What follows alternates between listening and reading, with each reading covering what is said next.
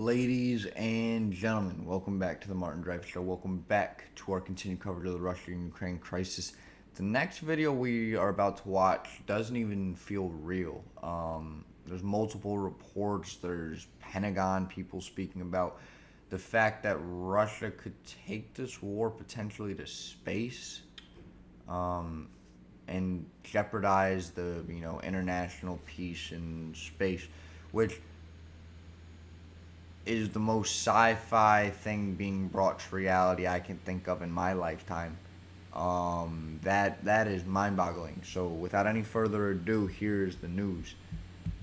Forces are putting up a strong fight against Russian troops on the ground, but U.S. officials warn Moscow may take drastic new measures to try to win the war. That, they say, could include expanding the conflict to space.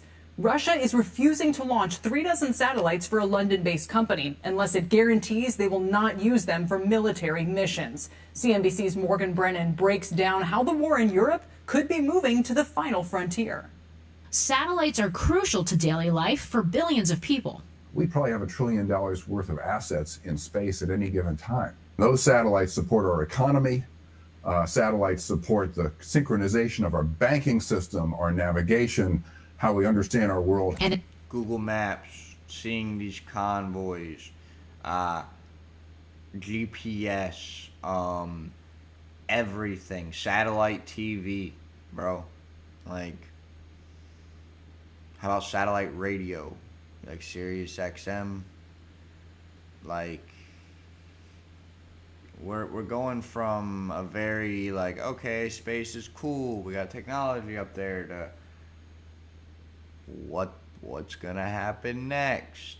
What military technology could be developed for space? And in times of war, can become an enemy target. The United States, our allies, and our commercial companies are using space-based capabilities to help provide intelligence and surveillance support to the Ukrainian military. Russia, of course, recognizes that, and the risk here is that Russia possesses the full suite of counter-space weapons and technologies. Using technology. I didn't even know we had counter space technology. Like, thanks for just dropping that on us. What's counter space technology? To jam critical GPS signals, or ground-based lasers to dazzle or blind satellite imaging sensors. Most drastically, missiles shot from Earth with the intent to destroy, a capability demonstrated just last November when Russia blew up one of its own satellites. Already there are potential signs. Russia blew up one of its own satellites. Just say, yo. If you didn't know we could do that, we can do that. No other reason. It's like, just so you know, we can do this. Of such activity after satellite operator Viasat's service in Ukraine and other parts of Europe was interrupted recently.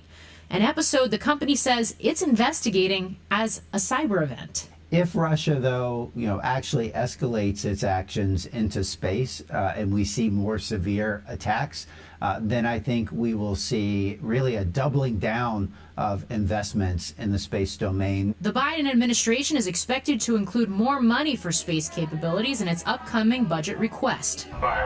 Companies. So now we have a new arms race, right? That's what this is essentially saying. Take it post-World War II, Cold War days, arms race. Who can get the most nuclear warheads? Even during World War II, it was an arms race, right? We won World War II because we got the A-bomb, or the H-bomb, whatever the letter was, that we dropped on Hiroshima and blew it to, smithereens. Now we're looking at space. You know what technology I could see from space? Space lasers. You ever played Grand Theft Auto 5? Some of you are a little older, maybe you haven't.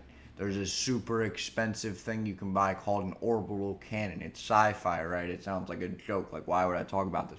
Where you can just pick a spot on the map and blow it up with a laser from space.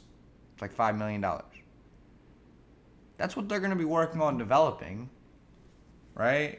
I mean, they're going to be developing space weapons, launching missiles from space. Things that I can't even begin to comprehend right now. No one's ready for space war. Come on, man. Space war? Are investing as well. Virgin Orbit provides launch services for small satellites using a rocket that takes off from under the wing of an adapted Boeing 747 jet. That's sick. CEO Dan Hart says that capability to launch from effectively anywhere could make these threats eventually obsolete. We can change the way we do space in that we can allow the U.S. government and our allies to launch from anywhere at any time, do it unwarned so that everybody's not waiting for the big launch to happen from the Cape. Instead, a satellite pops up from the middle of the ocean. Even the long-standing civil space partnership between the U.S. and Russia could be in question, as Russia's space agency this week raised doubts about its future involvement in the International Space Station in coming years. Oh, man. Going to space war. Sick.